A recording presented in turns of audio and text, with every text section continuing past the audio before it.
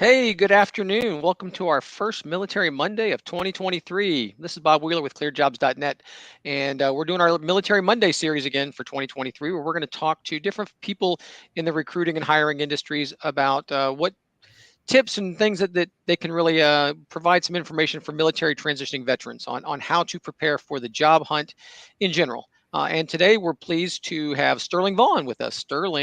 Is Sterling is a cyber and intel recruiter at Jacobs, which is a very large defense industry contractor. And we've just I got a great time talking to him. We got some really cool stuff to talk about. So Sterling, do you want to just say hello real quick, and then we can jump into this? Yeah, hey, how's it going, Bob? Nice to see you again. My name is Sterling Vaughan, over here in the Maryland area, and like Bob said, I am a cyber intelligence recruiter with a company called Jacobs. Yeah, and the reason I said that this is going to be a really cool, cool. And by the way, we've got this going live streaming. We've got some. You can make comments and things like that in LinkedIn. We're going to be able to monitor those. If you're catching up with us on LinkedIn right now, LinkedIn Live, feel free to drop a comment in there. Let us know, who you are, where you're at geographically. Are you what branch of service are you in? Are you getting out like soon? Are you going to get out next year? It's always good to know that kind of stuff. But uh, when we talk about Sterling, the reason I'm so excited about talking to Sterling today is we always do these pre-calls, and usually what we do is when we talk about this stuff, I always ask, like, what is it that you really love to talk about? You love to talk about resumes, you love to talk about networking, you love to talk about this. Talking to Sterling, he's got such a great story. We're actually going to talk about his story because a lot of times when we talk to folks, we talk to people who are very senior, but you know what Sterling did?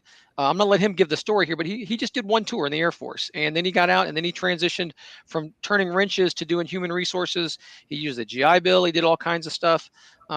So let's start. We said where you're at now, Sterling, but where were you before? Tell us about your days as in the Air Force there. What Okay. made you join? Like, where are you from? What did you do? Yeah, so previously before I joined the military, I was still going to college, just my local community college, and I was in the banking industry. I was a bank teller. I was really driving to either become an accountant or in the upper leadership role. But then something just happened in my life where I decided that I wanted to go into the military route, and I chose the Air Force. Just what they had, the motto "Fly, Fight, Win." Just obviously that the aircraft and all that. And it's like, yeah, I wanted to do that, but I didn't know exactly what I wanted to do. And when I joined, I joined an open mechanic, I believe, was my first thing. And so went to boot camp, went to training, and I got the position. I was going to be a mechanic for A-10 Warthogs. I was like, cool. What is that? Like, I had no idea. So I came in just very open-minded and understood, like, wherever the military needs me, I'm just going to just be an open sponge and just try to learn my job. And not saying the cool thing about it, but like, I wasn't mechanically gifted. I didn't know how to turn wrenches. I didn't know a flathead between a Phillips, so that was definitely an eye-opening experience for me. Yeah, and I think that's what's cool. A lot of folks that did military time, we had that same experience. And like I was saying, when we do these military transition things, there's a lot of advice out there for the more senior folks, the people who did 20 years and they're retiring and they're making a big transition. And it can be different when someone just does 4 years and gets out, because when you're still young, and maybe and now you're doing something where you're going to not turn wrenches anymore, you're going to do something different. That's a whole different ballgame as far as transition goes. And you were able to navigate it really successfully. So tell me a little bit more about, kind of where did you know you were going to get out after one tour, after one enlistment, and when you did get out, what was the transition part like? Because you went from the Air Force, then started using the GI Bill, right? Yeah, absolutely. That's a great question. So I think with anyone who joins the military, our purpose is to obviously do our 20 years. We want to live and breathe the military. We want to do everything, and obviously, get that, the paycheck afterwards. But I realized very early on that I didn't want to turn wrenches for the rest of my life for the next 16, 20 years. So I'd say we deployed once to Europe, and then at that time, I realized, like, hey, maybe it's time for me to go different paths. Can I go to the military and end my first term airman contract and go in different AFSC, or do I get out? So to me, that was a very, very stressful, situation, because that's not really up to me. It was up to, upper leadership with the military. Like, hey, can this person transition out, or can they switch jobs? 5 months out, 6 months out, I was getting super stressed. I was still applying to like these different AFSCs, but I kept on getting denied. And then I finally sat down with my leadership. I was like, hey, like, I'm super stressed. Like, don't know what to do. I'm panicking. What can I do? And so at that point, I kind of checked and realized like, hey, maybe, because I don't want to turn wrenches, I can't get an AFSC position, I'm gonna get out of the military.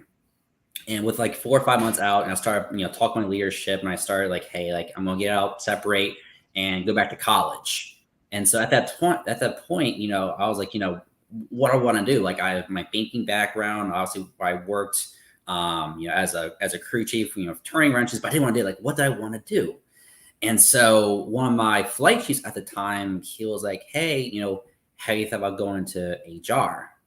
And I was like HR, like, what do you mean? Like, what was that all about? He's like, think about it. Like every corporation, every big time company has an HR department. So look for a job with job security. Okay, yep, that makes sense. So I definitely, did my research, figured out, there's VP partners, there's associate, and I saw recruiting. I was like, okay, let me really dive into that. And so, before I went to college, I did my research and realized like, okay, I think recruiting is what I want to do. Like, I love talking to people. It's really easy. It's just conversations. Let me go that route. Little did I know, like, I know exactly what it took to be a recruiter. So I did my taps and all that, transitioning out. And so my biggest plan was once I got out, I was going to go back to college. Because initially I finished with my associates. So I came in the military with an associate. So I just had to do like another 2.5 years to get my bachelor's degree. And so I went to my local D3 college over here in the Maryland area called Hood College. And I got my business degree with a HR background, basically. Yeah. And so you use the GI Bill to help pay for that, right? Absolutely. Yep. God bless. Very, very fortunate, because I know colleges aren't the cheapest these days. And so I was very fortunate to, one, use the GI Bill, and then two, use something called the Yellow Ribbon Program. Now, for people who don't know what the Yellow Ribbon Program is basically the extra expenses that goes along with college to kind of save you. So if you can correct me if I'm wrong, but I believe the GI Bill pays up to like $24,000 or $26,000 per year. But then there's sometimes, with these colleges, it's a little bit more expensive. So the Yellow Ribbon Program actually covers the rest of it. So you don't have to pay it for it, basically. Because Hood was a private school, right? Correct. Yep. Exactly. Yep. Yeah. And you know what else is cool? I love the story too, but just a little side story. You got a chance to play soccer at Hood. Yeah. College athlete. D3 athlete, put on my resume. But yeah, I was I played college. I played soccer my whole life. Played in the military, and then when I came to Hood, I decided like let me talk to the coach. Let me try out. And so I was a walk on. I didn't I wasn't an 18, 19-year-old being scouted or recruited or anything. I was just a walk on who had soccer experience, who played at a pretty high level, but never at a college level. And grinded, worked my butt off, got to meet the captains, and then I was able to play on the team for 2.5 years. So that was cool, an experience in itself, just because I was the old guy on the team. I was 25, 26, and a lot of these kids who are fresh out of high school, 18, 19 years old, are super talented and just kind of figuring out themselves as young men. Just to be there as as their dad per se, and just talk to them, explain my life experiences, and just, they were like sponges. Like, we had obviously the soccer portion, but a lot of times it was those cool interactions outside of class, outside of those 3 or 4 hour trips to games. It was just like, hey, what'd you do in the military? Like, what helped you out here? Why'd you choose that? So to me, that was a really cool experience. I got some playing time. I'm super happy I was a walk and got to just put my head down, just grind it out. But that was a cool experience to play. I think that's got to be cool too. To have that experience of talking to younger folks, to kind of prepare you for the outside again, to kind of, to be in a different age bracket in some ways, but I got to imagine that maybe has helped you as you carried on to help you become acclimatized to the civilian world, I guess is a good way to say it. Because I think sometimes people, when they get out and they take the GI Bill, they kind of seclude themselves away from the rest of the campus, because they're just so much older than everybody else. Yeah, you pretty much nailed it. I think that was, for me, that was definitely the biggest cultural shock per se. Like, I come from, work on the flight line. It's a very, dark humor type of, mindset. We just say crazy things every so often. And then going to that college life where it's different political views and all that. But I had to definitely tamper down my my humor per se. It definitely wasn't, the best for certain college kids. But yeah, it was just, understanding like, hey, I'm here for a reason. Like I'm here to get my degree. I'm gonna, have a military stance, be there 15 minutes early, ask a lot of questions. Get to know my friends. I mean, get to know my colleagues because, I'll be in these classes, hour, 2 hour days, each day. I gotta get to know them and Yeah. build friendships because I didn't really have anyone coming back because I was in the military for 4+ years. All my other friends who I knew previously were out and about. They moved, they traveled and everything. So I was just trying to build a new friendship basically. Yeah. And so now from there, you end up getting an internship, which is what you really, when we talked, you really kind of credited as the way to get, you transferred from the military to college, now to get from college to your first jobs and stuff like that.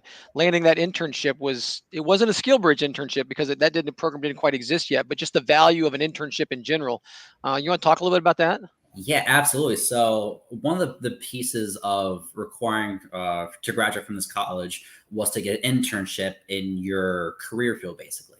So luckily, I still have my network. Back when I was in the banking industry, I was like, hey, I would love to do an internship with you guys. I would love to do recruiting. Can you please help me out? And luckily, I knew some people. Got the internship there, and from there, I got to learn the ins and outs of just the open idea of what recruiting was. I got to sit on interviews. I got to ask a couple questions. I got to hire some seasonal tellers and all that. So that was my very first, just, tap myself into the water. Like, hey, this is what recruiting actually was. So I know a lot of people who go to the military like to go like online colleges, and sometimes an internship's not like a mandatory thing. But for myself, I will give my college a huge credit for making that kind of like a mandatory thing because it allowed me to dip my feet, wet into the water to kind of see, hey, is this something that you really, really wanted to do? So luckily I did it. I didn't get fired, so I did all right. And I got like 6 months worth of internship experience. Yeah, that's that your story there reminds me when my last job in the Navy. I recruited doctors for the Navy up in Maryland, and I came to really realize that colleges, their career services centers can separate them apart, and a lot of times people don't really take that into consideration about what school they're going to go to. And your point about the difference between an online school versus an in-person school can be a huge difference, because you can use that career resources center because they're the ones who are going to help you get those internships. And again, going back to that, kudos to you, Sterling, for not saying, well, I'm too old for that. Like that's just for the traditional students, these programs that they have. I'm just here to kind of knock stuff out and just check the box for my degree. But yeah, that being able to use what the schools have to help you get those internships is big. And you said that got you to your first job, right? Yeah, I think to kind of piggyback off that, Bob, like I realized kind of the military, like I had to really humble myself and understand I have my expectations. Like, hey, I'm going to a brand new career field.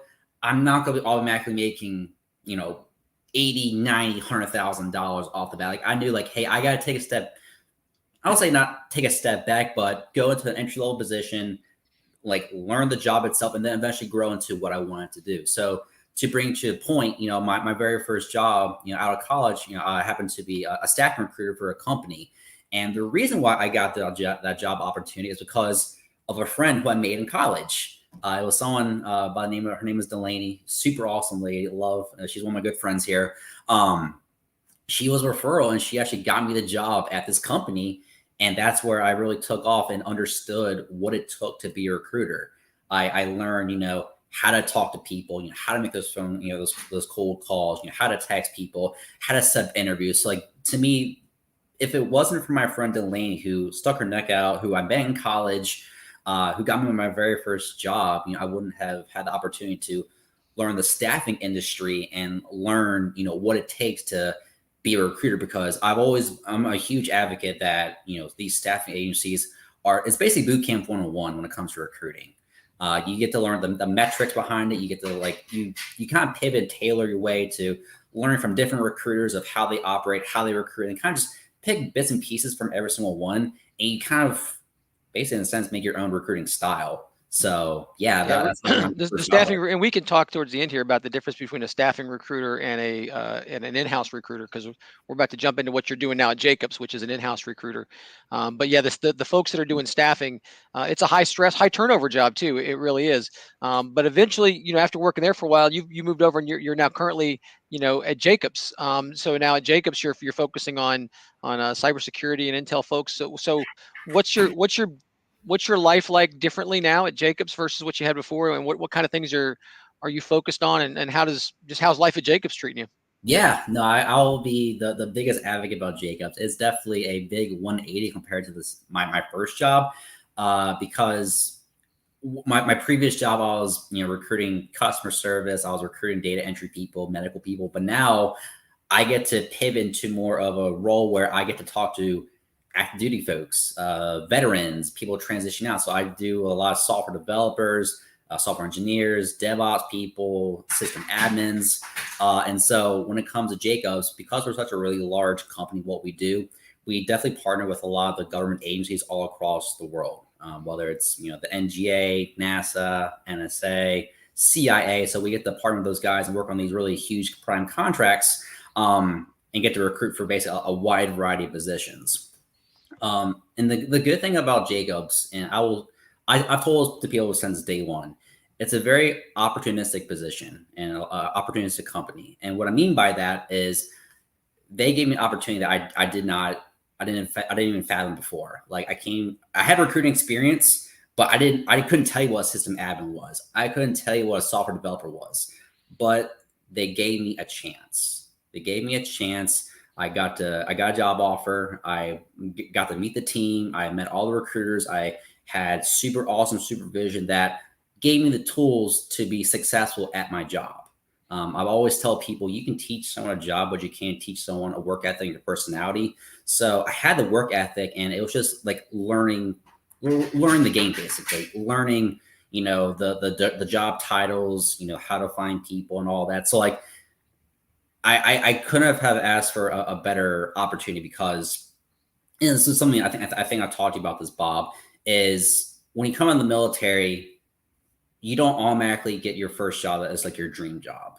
Sometimes you have to work and grind for it, and then you start to figure out what you don't like and what you do like when you do get out of the military, to figure out like, hey, I definitely want to bust my butt, and I'm okay working 60, 80, 100-hour weeks, with sometimes long hours. But then you start realizing like, hey, I want more life balance. I want to be in control of my own self. I know I'm a good worker, but like, who can provide me that opportunity to still do good work, but like have a good work-life balance?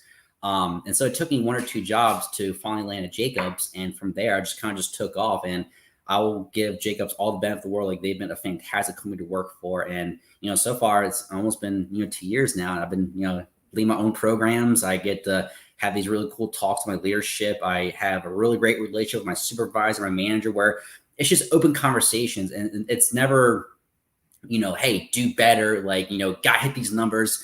It's more like, hey, what can we do for you? Here are the tools, X, Y, and Z, try it out. See if this works. If it doesn't, that's awesome. If it does work, heck yeah, we can use it for other recruiters. And to me, it's a breath of fresh air, because because with the military, it's very, very structural, very like, do this, do that. Yes, sir. No, sir. And then with my previous jobs, I'm not saying it was I learned what a toxic work environment was, and I knew that that's not what I wanted. And so it took me 2 or 3 jobs to figure out like, hey, Jacobs is the one. And I'm just very, very fortunate, very grateful for the opportunity that I have here at Jacobs. Yeah. So now when we talk about now we can look back on some. We always ask for tips for people when they're getting out of the service. Like, what kind of tips could we provide? And we've all have our own experience. I had my experience when I got it in 2014. You had your experience, and like I had said, you're such a great person to ask about, because not only did you live through all of these things of the single of one tour in the Air Force, and then changing career fields, after you got out, and using the GI Bill and the internship, and then a couple different jobs. All that stuff is it almost sounds cliche when you're reading that all the time, but you've really lived it.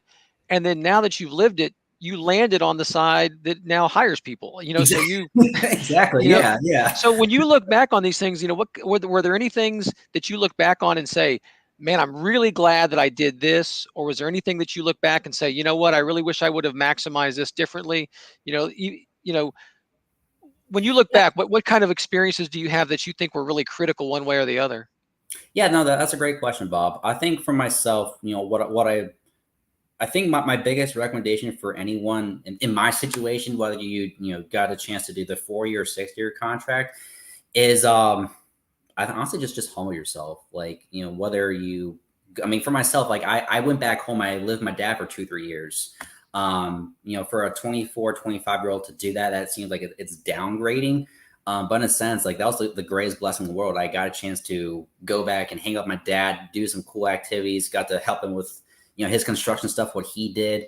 Um, but I would just say, just humble yourself and understand like the first job opportunity, that you do, it doesn't always have to just make 6 figures. And the thing that what I should have done, which I definitely, knock myself for doing this, or didn't do, is I didn't apply for a lot of positions out of college. I always hear, I talked to a lot of college kids that applied to 40, 50, 60 job opportunities. And I wish I did that.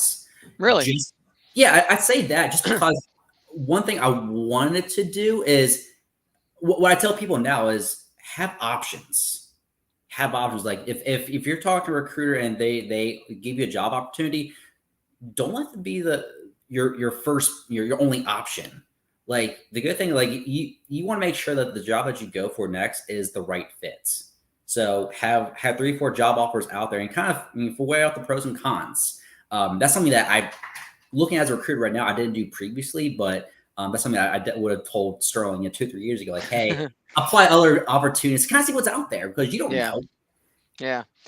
Well, this has been great. But looking back, we had a lot of comments on here, but most of the comments have been giving you shout outs for being a crew chief. There's guys that are crew chief from Hey, Hueys and people that completely are agreeing with your dark humor from the flight line and 15 tangos and stuff like that. no, So, okay, oof, they're out there. yeah, so you got Navy egress mechanics chiming in on these things too. So, um, so yeah, this has been a really great discussion on everything. I will take a couple seconds here to do quick commercials for ClearedJobs.Net. If you're here and you're listening to us and you're looking for transition, not only are we a job board where you can put your resume up there, but we've got some job fairs coming up. 2023, the calendar's already out. We've got one February 9th that's going to be in Herndon, Virginia, which is, you got to have a polygraph clearance for that one. You got to have a CR, a full scope polygraph clearance. And then on March 2nd, we have a virtual job fair that's for all clearance levels. That's going to go on. If you're looking for information on those things, you can just go to ClearedJobs.Net and you can find those things. But before we shut everything down, we'll go back and just Sterling. Any other thoughts that you want to share with folks? I would say, looking at my life, Oh, how can they? By the way, and when you say this too, don't forget, how can they contact you, or what kind of oh, help can you give for yeah, folks yeah, too? absolutely. So I'll answer the first question first. I always say, when you're in the military, we always have the terminology embrace the suck. Whether it's 14-hour days on the flight line or 12-hour shifts, midnight swing shift, and all that. It's tough. It definitely is. It's mentally you're in a dark place. Physically it may take a toll on your family and all that.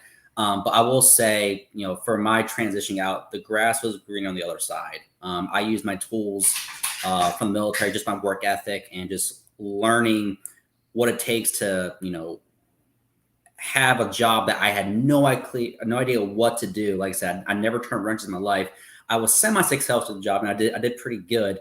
But I use that work ethic and that mentality, like, hey, if I can, learn how to work on a multi-million-dollar aircraft and do that every day, I can for sure go back to college and do those college classes and mingle with those younger people and just hone myself and understand, like, as a military, when we get to deploy, we're definitely, it's eye-opening, and we have to understand, like, we have a lot, and we're a lot better off than other countries.